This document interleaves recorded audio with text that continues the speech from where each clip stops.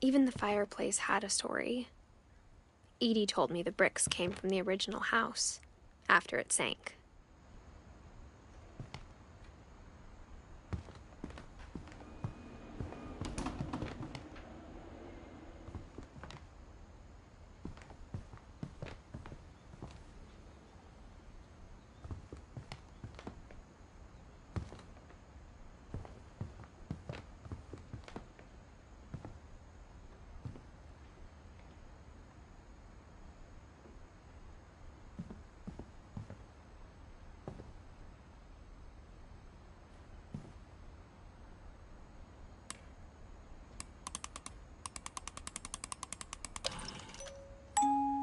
Great-Grandpa Sven built a music box for Barbara, along with the rest of the house.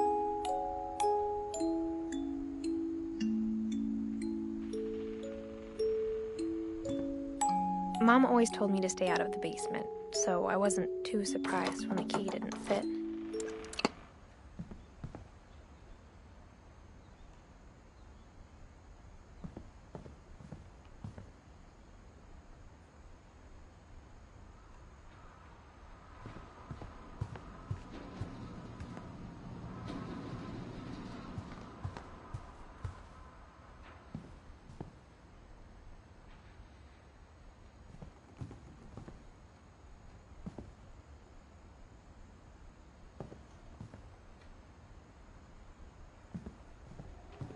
My mom wasn't much of an optimist, but she never stopped believing that my brother Milton was alive.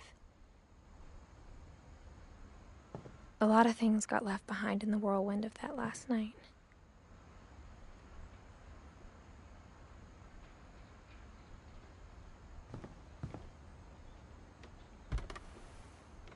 Edie told me once that every Finch who ever lived is buried somewhere in the library.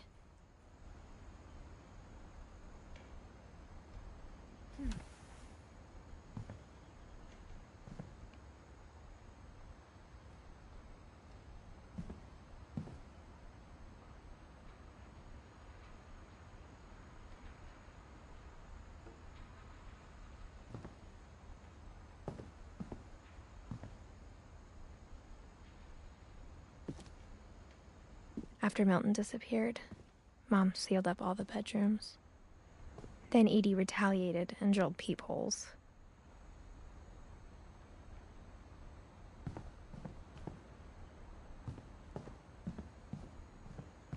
Whenever people ask me about my family, the first thing they always want to know about is Barbara.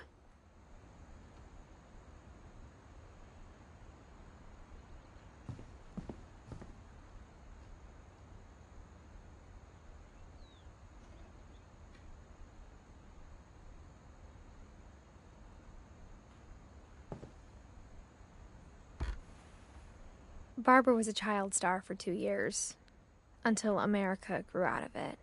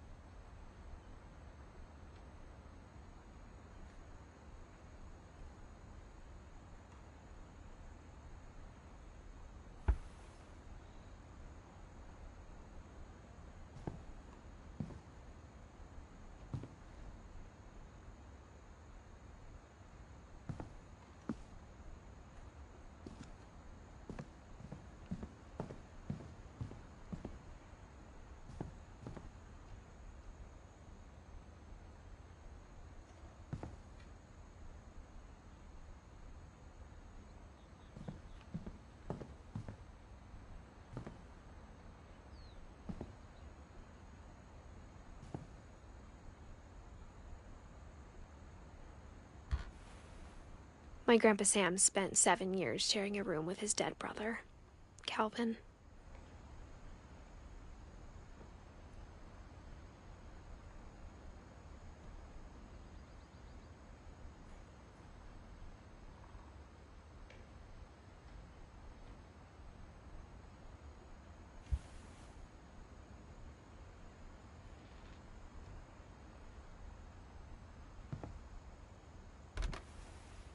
As a kid, I just assumed every house had peepholes and sealed rooms you weren't allowed inside of.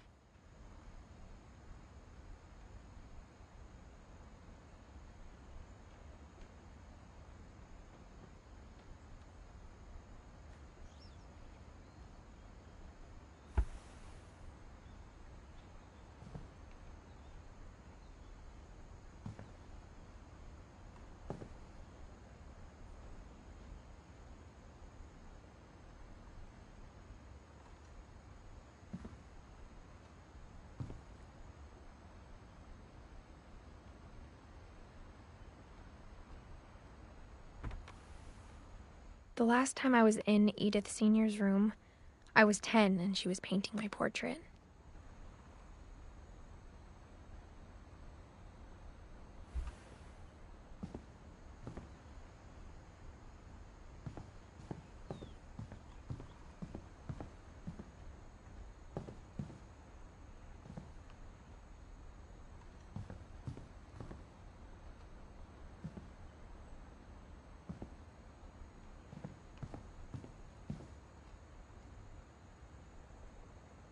Molly always seemed like a girl I could imagine being friends with, if she hadn't died in 1947.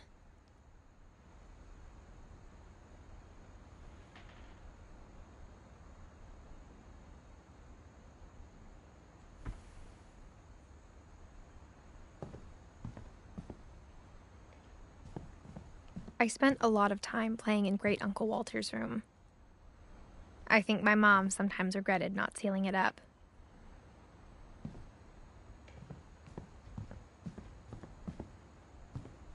Lewis told me there were secret passages, but I never believed him.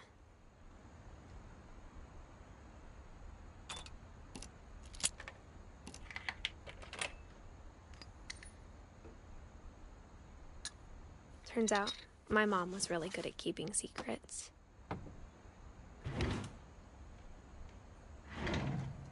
Now it was time to find out what my mom had been afraid of.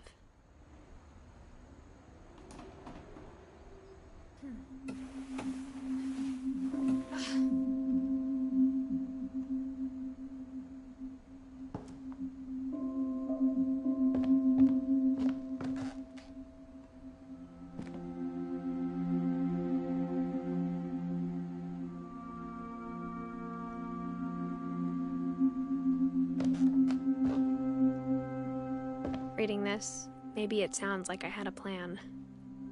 From the paintings on the wall, it was clear my brother Milton had been here before me.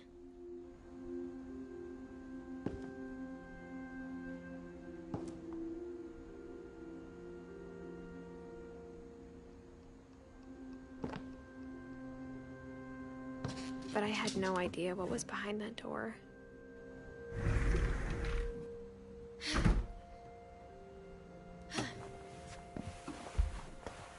Just like I had no idea where all this was gonna lead.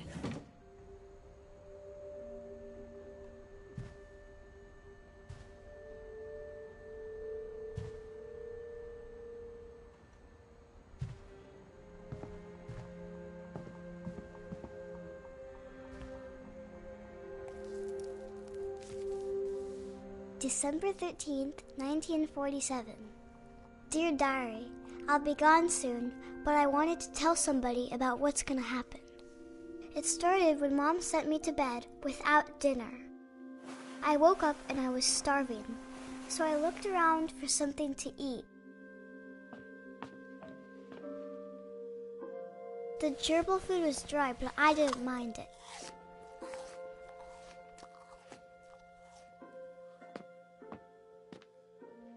My Halloween candy was all gone.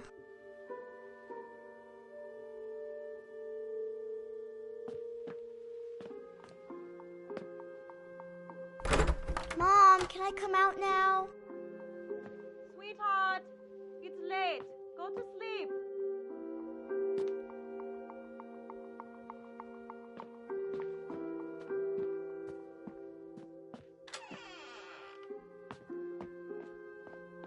I kept eating and eating.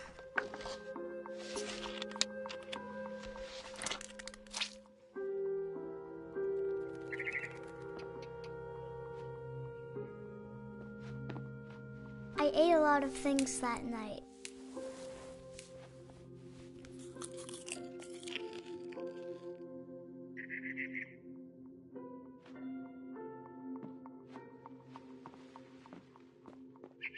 Then I heard chirping outside my window. It was a barn swallow going back to her nest. I reached out for her.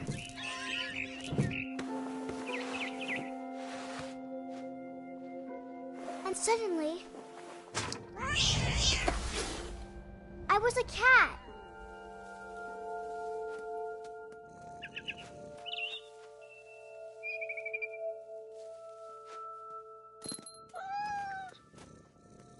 I tried to be quiet, but the bird was really scared.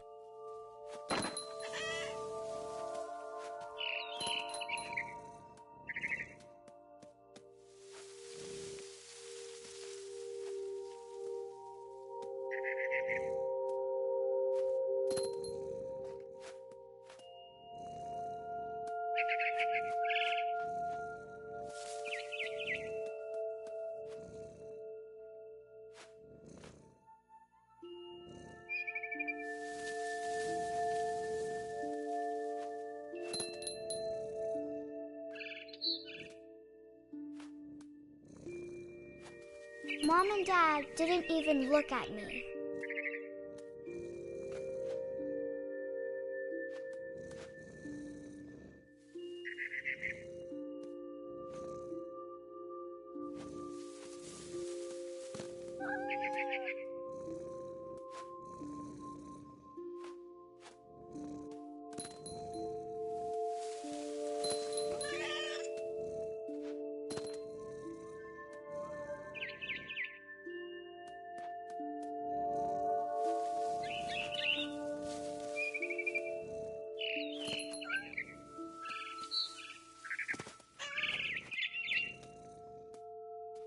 I jumped and I almost got her.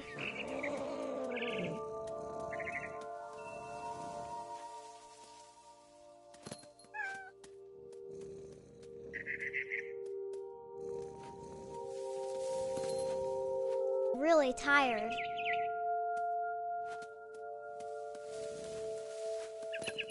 Now I was up in the big tree. I promised Dad I wouldn't climb it anymore. All I cared about was eating that mama bird.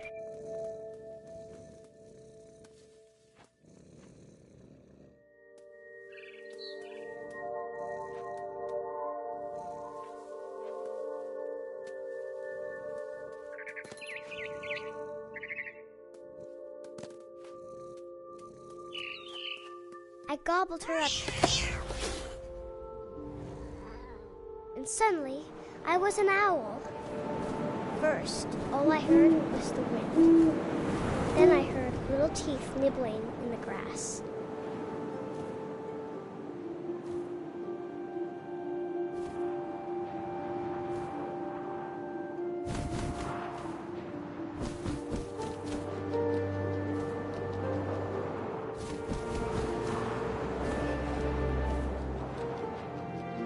Rabbits.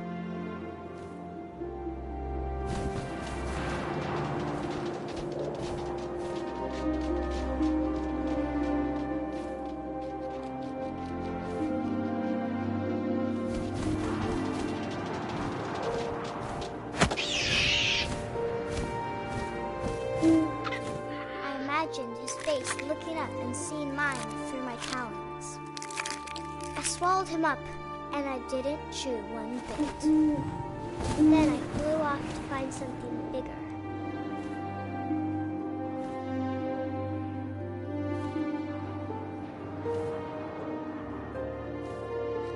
A mama rabbit.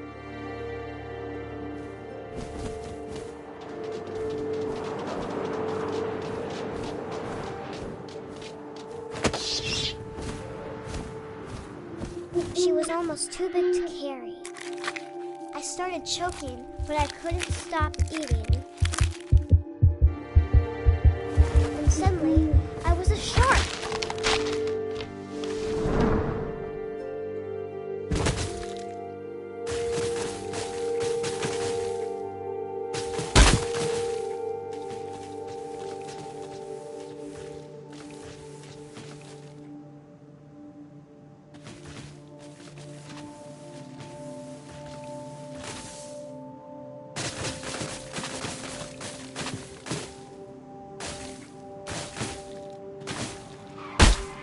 I rolled off a cliff and into the ocean.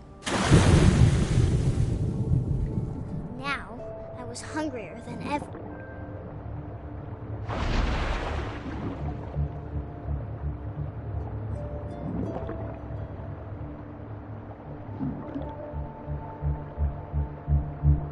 I wanted fat, juicy seals.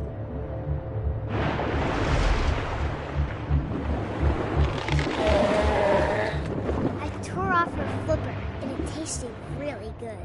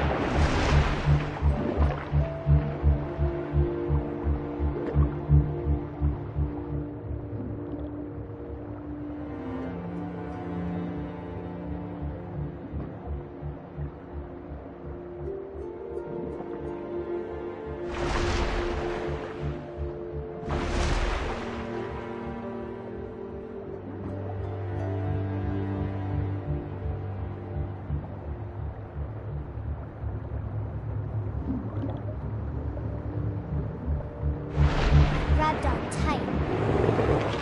But I was so hungry, I jumped out of the water. When I opened my eyes, everything had changed.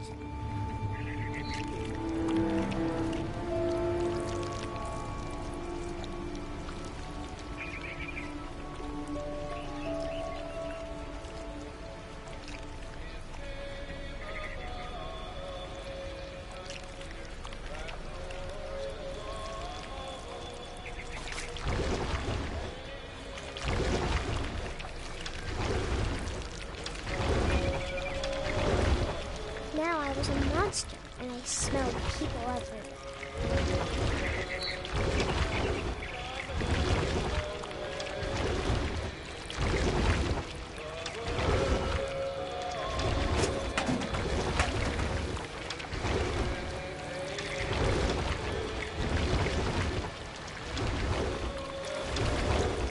I was big, and I moved real quiet.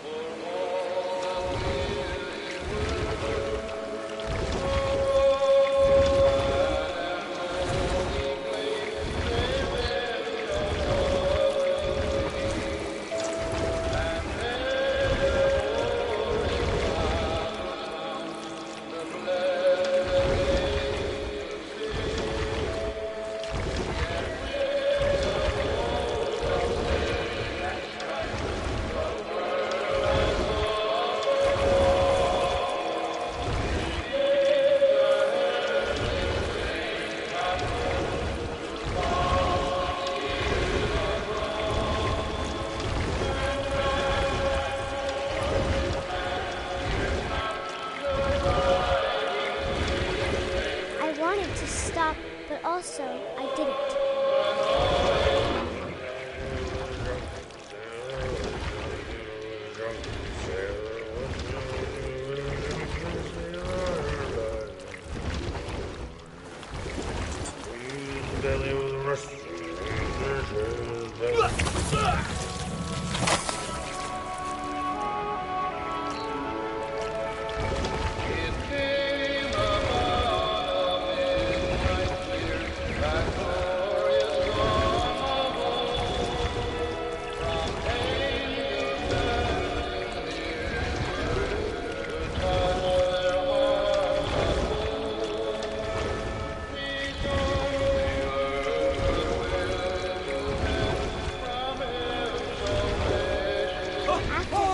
passenger, I was still hungry. And across the water, I smelled something new. Something I had to have. I slithered onto the sand, and the good smell went into an old pipe.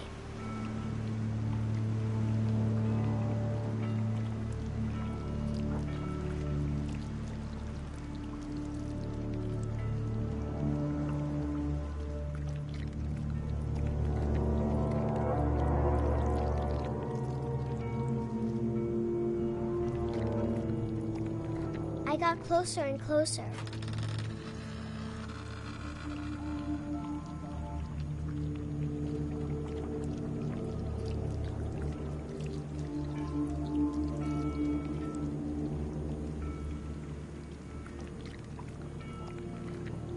All of my stomach started growling.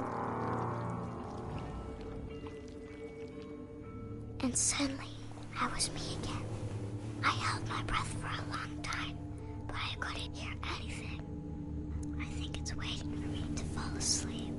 But it's not going to wait much longer. It needs to feed, and we both know I will be delicious.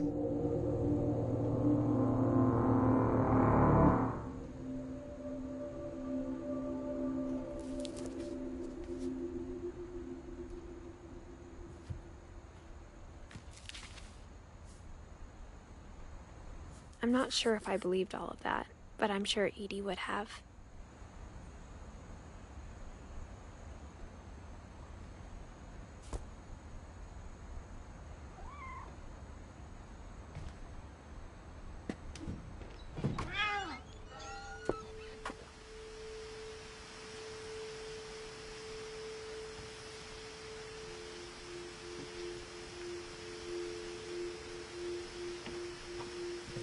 This will be obvious later, but my mom never told me any of these stories.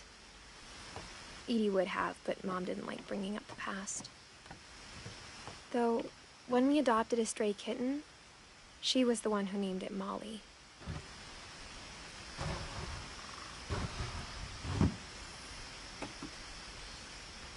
I spent a lot of time in Great-Grandma Edie's room.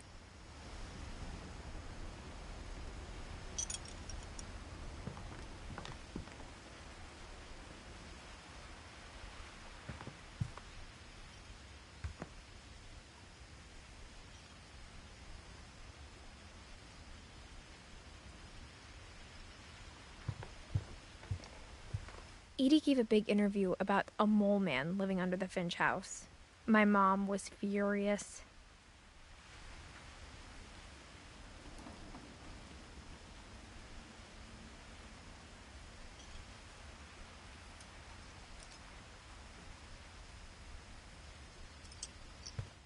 I hadn't thought of myself as Edith Jr. for a long, long time.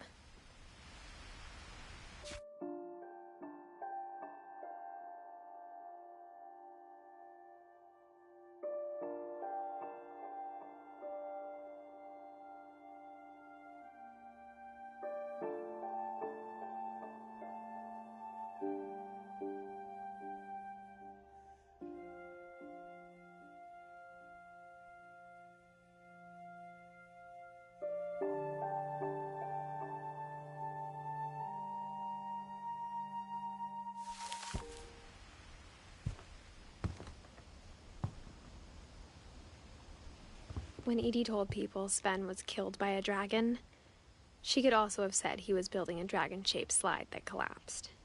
She could have, but she didn't.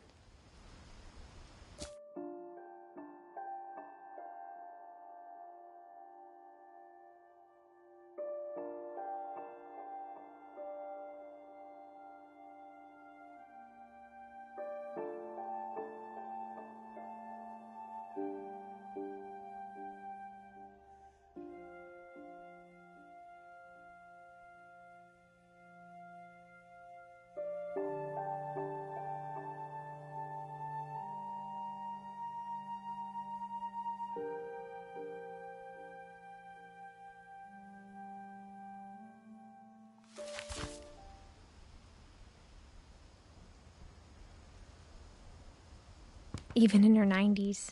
Sometimes Edie seemed a lot younger than my mother.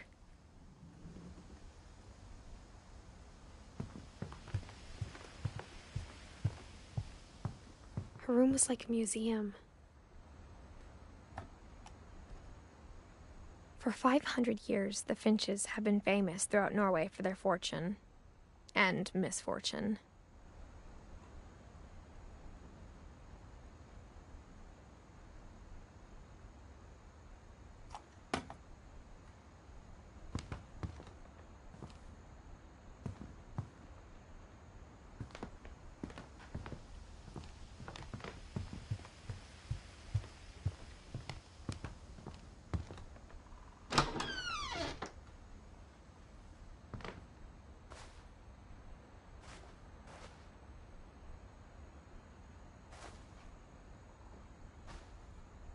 The only trace Grandpa Sam's first wife, Kay, left on the house was the pink bathroom.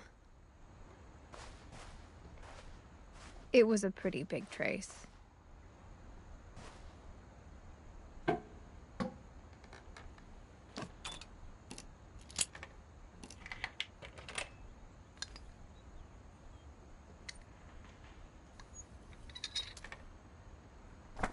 There's a secret in this bathroom.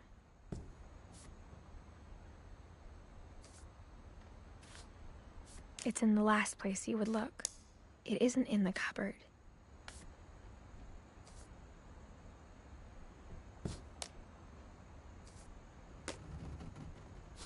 It's hidden in this book.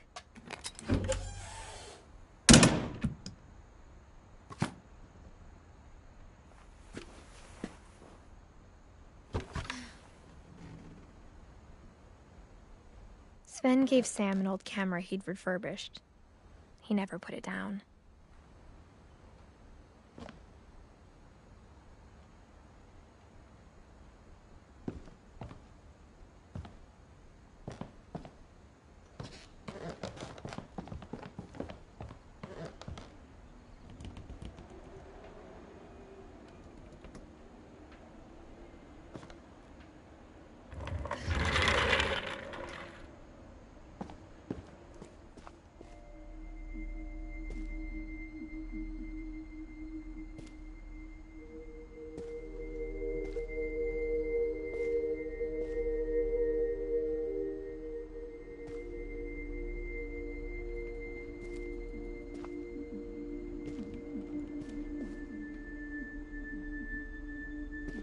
I knew Grandpa Sam had a twin,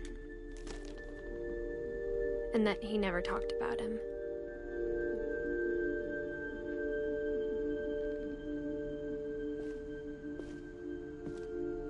I guess my grandpa didn't like history any more than my mom did.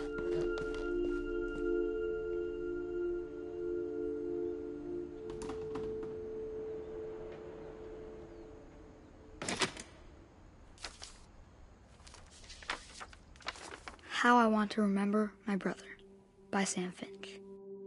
The thing I remember is that when he made up his mind, that was it.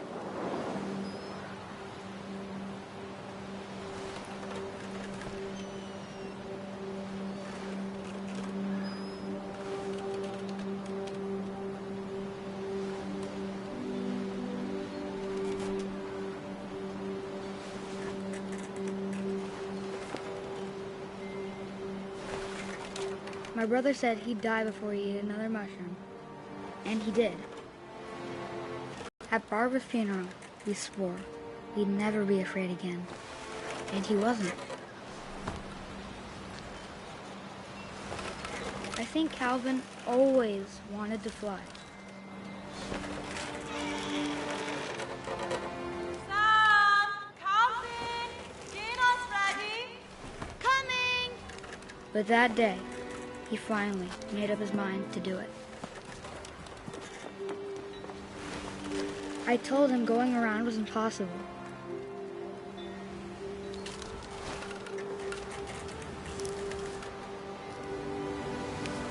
Maybe if I hadn't said that.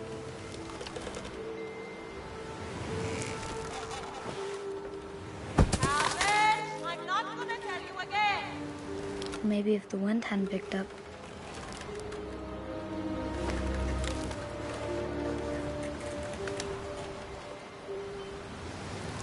then maybe he'd still be here. But I doubt it.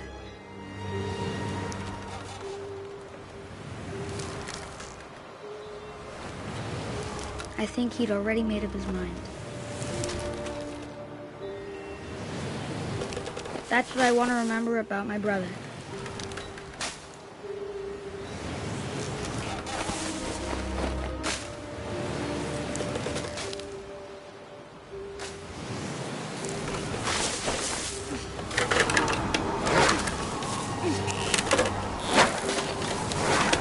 The day he made up his mind to fly. And he did.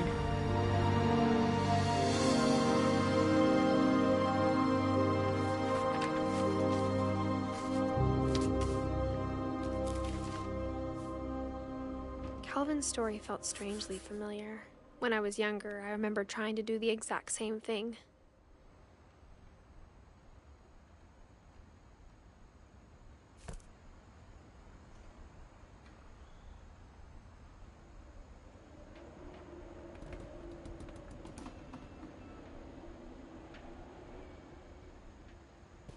After the funeral, Edie roped off Calvin's half of the room.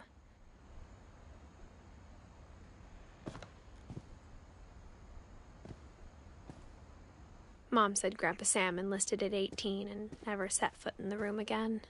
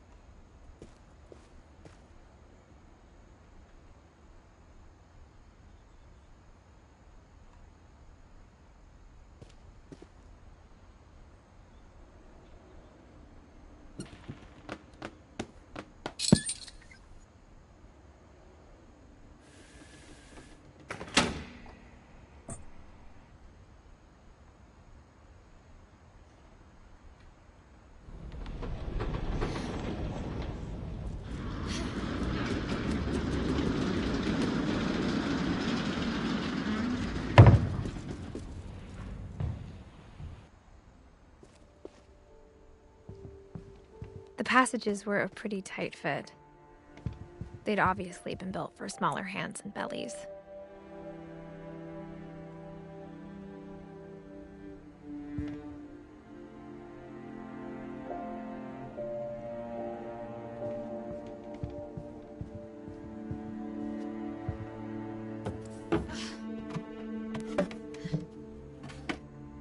Growing up, I always thought of Barbara as a child star.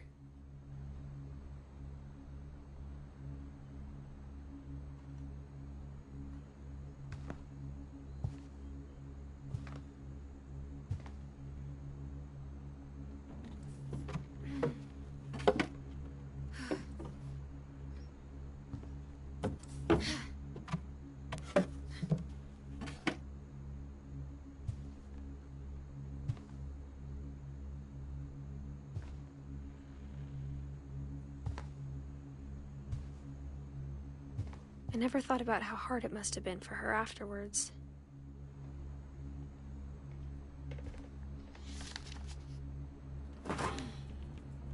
Of all the stories people wrote about Barbara's death, I'm surprised Edie saved this one.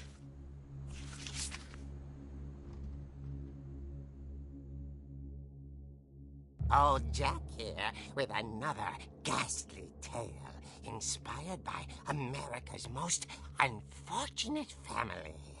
I'm calling it The Surprise Ending of Barbara Finch. As a child star, Barbara was famous for her scream. Now at 16, she was all washed up. A has-been. But in a lucky break, she'd been asked to perform her signature scream at a local convention for monster movie fans. It was just the boost her career needed. Unfortunately, her scream hadn't aged well. Getting better. I think you just need the right motivation. Her biggest fan and current boyfriend, Rick, was about to demonstrate when... Now that was a great scream. It was Barbara's father, Sven. He'd slipped into a table saw and had to be rushed to the emergency room. So Barbara got stuck babysitting her youngest brother, Walter. Her convention comeback was cancelled. Okay, I'm hearing frustration, but I'm not hearing terror. What if I tried... A gang of hoodlums in Halloween masks have been terrorizing Orcas Island tonight. Police are urging residents to... That came from the basement. You're right! Also, I loved your delivery on that. Why is your basement door locked? Because my dad likes making puzzles and secret passages. There's a key hidden in the music box. The secret is to keep winding and winding until finally the key pops out. Thanks, babe. I'll be back in a sec. 20 minutes later, Rick hadn't returned. So Barbara went to look for him, right on cue. She reached for the music box.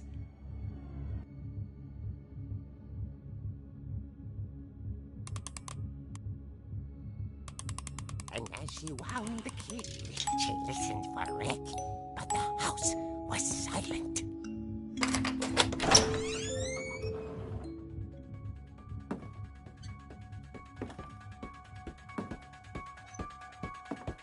She found Rick's crutch and imagined the worst.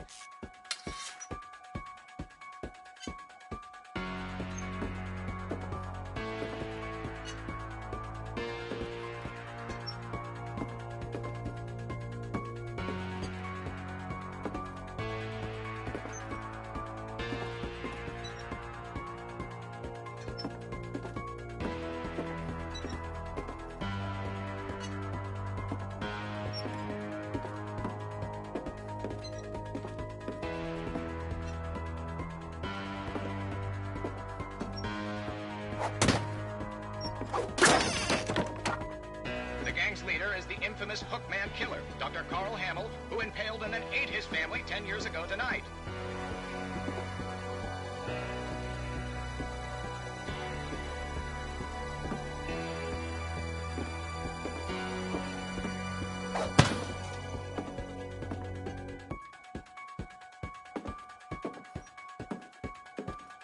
The old fridge rattled and grew still.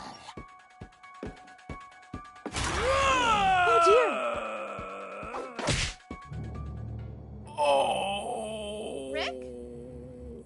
Barb, relax. I was just trying to scare you to help you find your scream. Well, I'm not scared, Rick. I'm furious. Then act furious. All I'm getting from you now is that you're hurt and confused and you... She threw him out, but she kept a little something to remember him by. Barb, have you seen my other crutch? And she was still holding it when she fell asleep watching the late picture show. Hours later... Barbara! Walter, what's going on up there? Ah! Okay, I'm coming up, but if this is a trick, you're dead, Walter.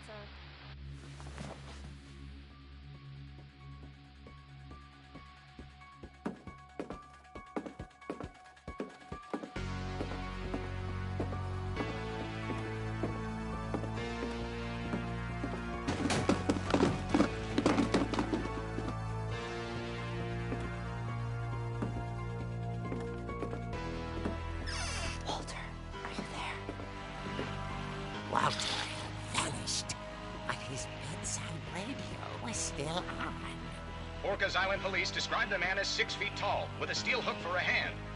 Residents are urged to lock all doors and windows and notify the police of any suspicious activity. Barbara turned, saw the hook man, and was speechless. He was quite smashing.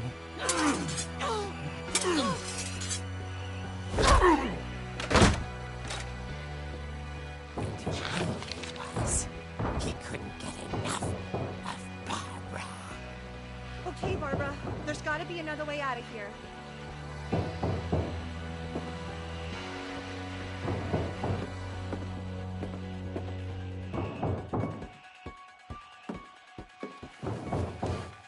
That night, she played her part beautifully.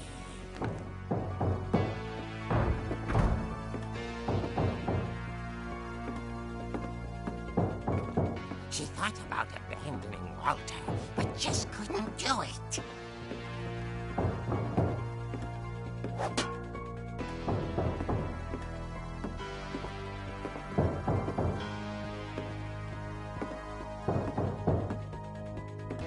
Molly's door hadn't been opened in years.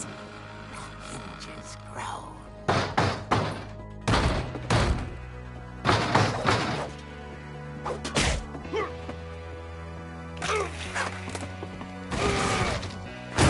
He wasn't moving, but she sensed the story might not be over yet.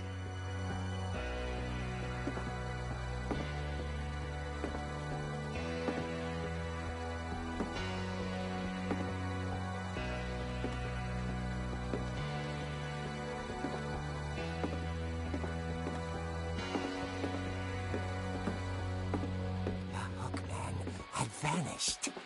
She listened for his breathing, but all she heard was...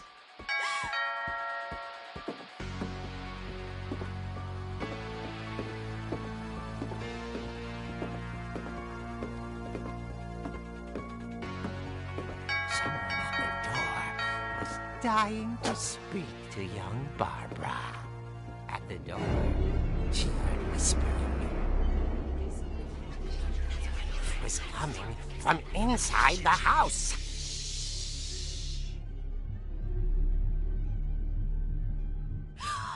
Oh dear.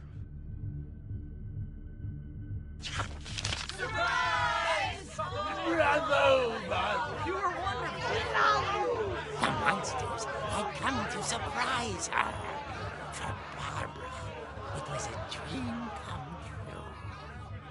Then she saw what kind of monsters they were, and she realized what was about to happen. She was going to be famous. And with her final breath, Barbara Finch gave the performance of her life.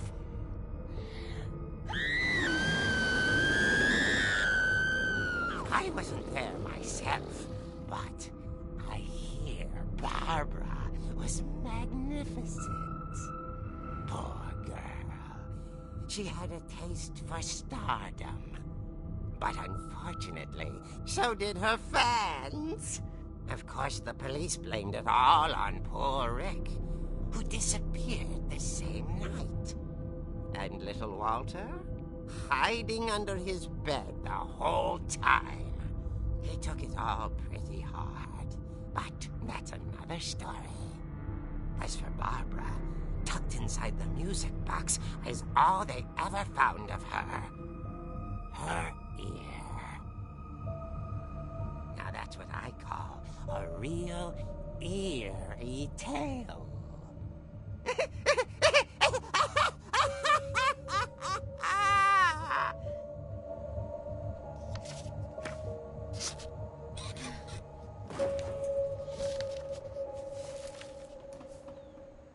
Edie told me all Barbara wanted was to be remembered, as absurd as that comic was.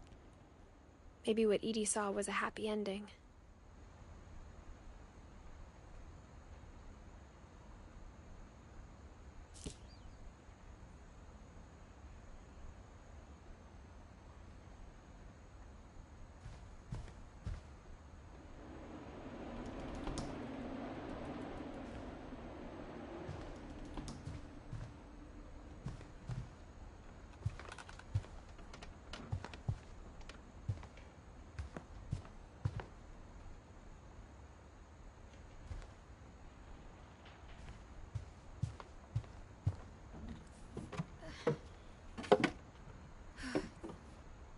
I guess now I know why Mom didn't like me playing with the music box.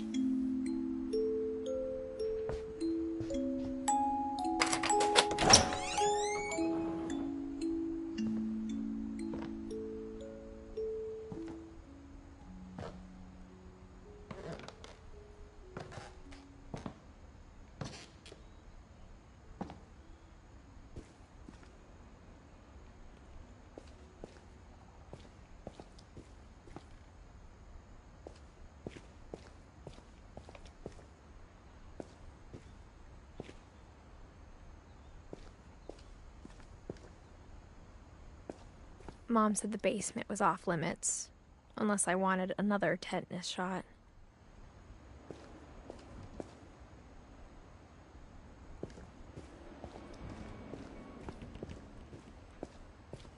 I saw Edie sneak down to the basement once, carrying packages.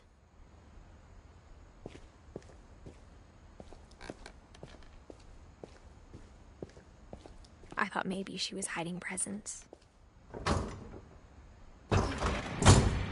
It turned out she was hiding a lot more than that.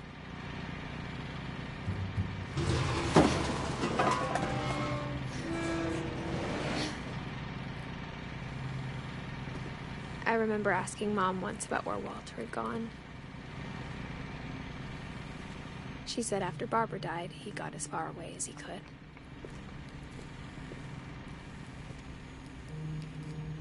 If there's a pattern in all these stories,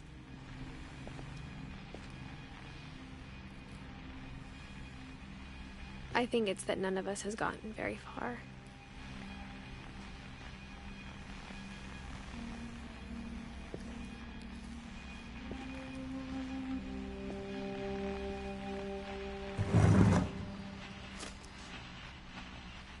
Goodbye, everyone.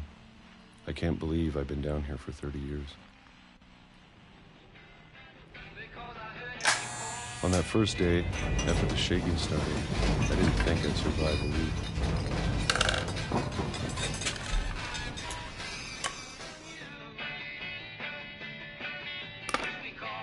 But after a few days, I settled into a routine. That's what kept me sane. Having a schedule, living for today. I always expected to be dead tomorrow. But if you wait long enough, you get used to anything.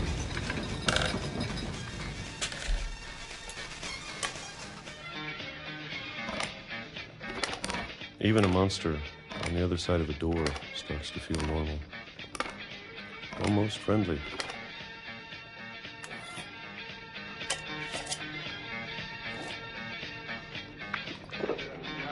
And then one day, everything just stopped. Whatever that thing was, it was gone. Maybe it got tired of waiting. Or maybe I just got tired of being afraid.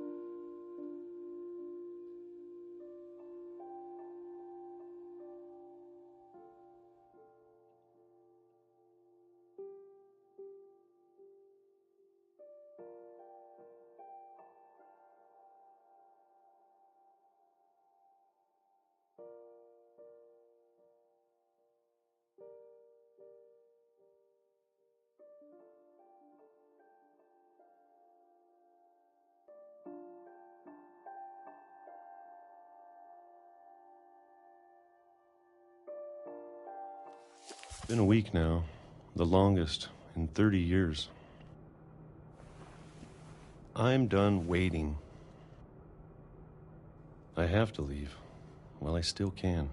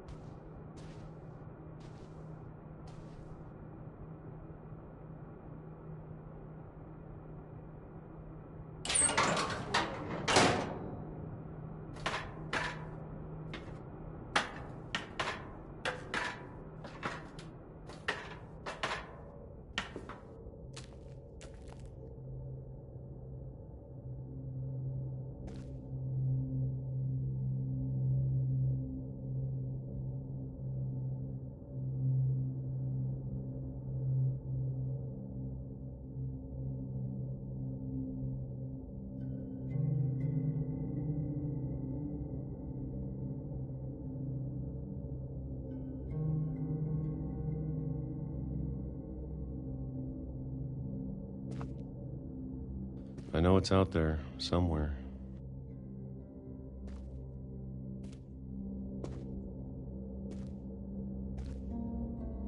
Whatever killed Barbara.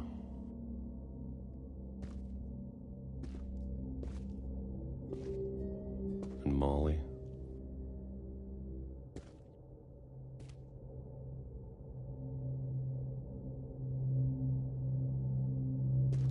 And Calvin.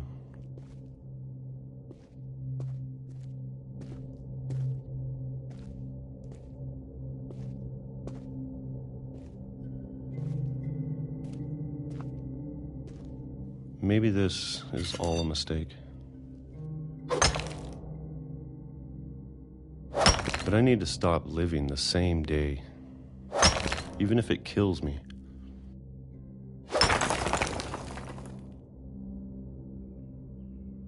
Whatever's out there, I want you to know I'm ready for it. I'm going to appreciate all of it, especially the food. I don't mind if I only have a year left, or a month, or a single week. I'd be happy with one more day. I can already imagine the sun on my face.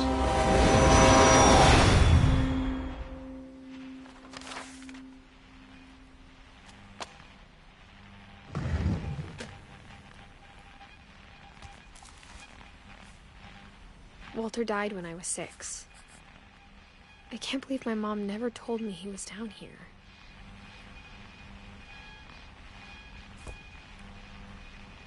I'm sure my mom was trying to protect me.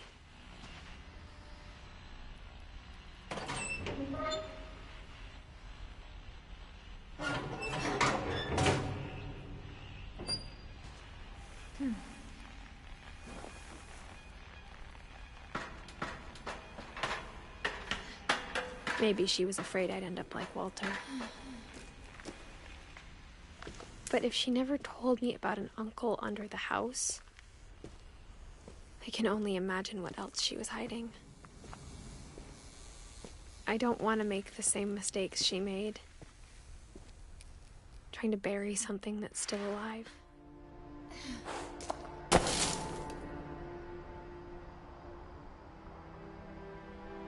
Now that there's only one of us left, or maybe 2, I thought it was time I heard the stories for myself and found out what happened to everyone else. But now I'm worried the stories themselves might be the problem. Maybe we believed so much in a family curse, we made it real.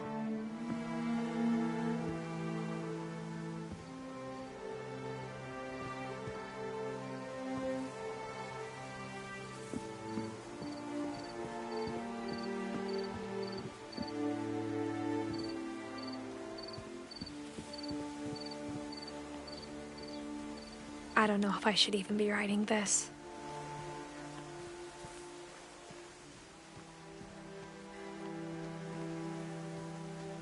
Maybe it'd be better if all this just died with me.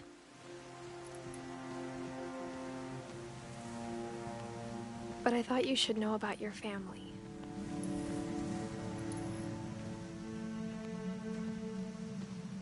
And the history you're a part of. Though to be honest, I feel as lost as you probably do right now.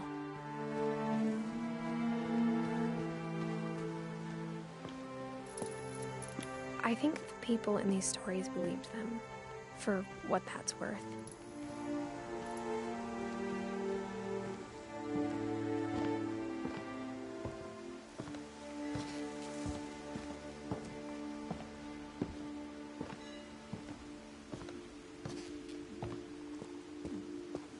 And when you look at the house, that history of imagination and stubbornness and madness, any of it seems possible.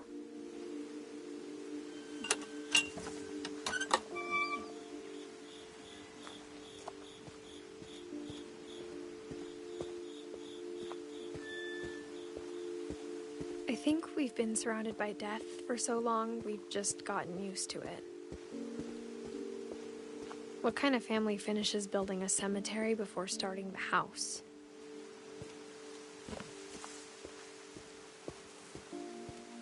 It's embarrassing for me to admit this, but the pet cemetery made me more uncomfortable than the human one. 3 of the gerbils were mine, and 2 had been my fault.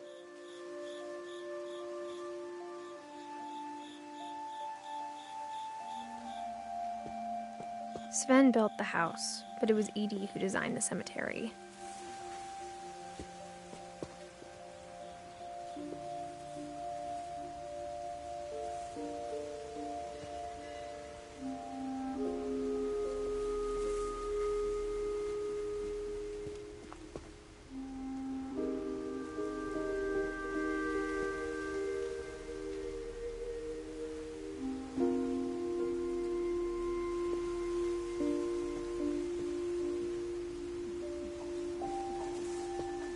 I'm sure Odin's monument had been Edie's idea.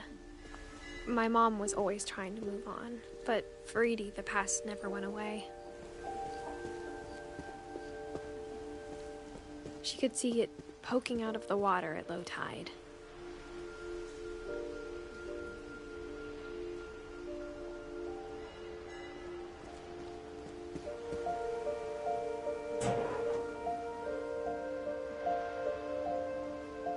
Edie said she dreamed about the old house every night.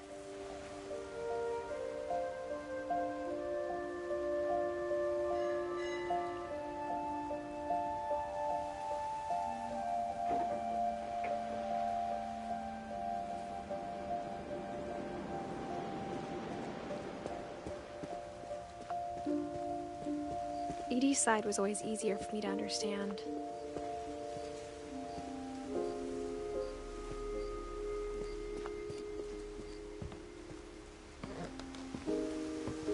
But the older I get, the more I can see where my mom was coming from. Her dad had been pretty strict, but it wasn't enough to save her brothers. She was just trying to do better.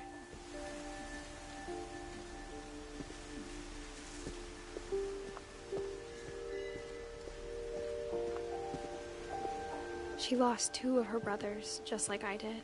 I get why she tried so hard to protect us.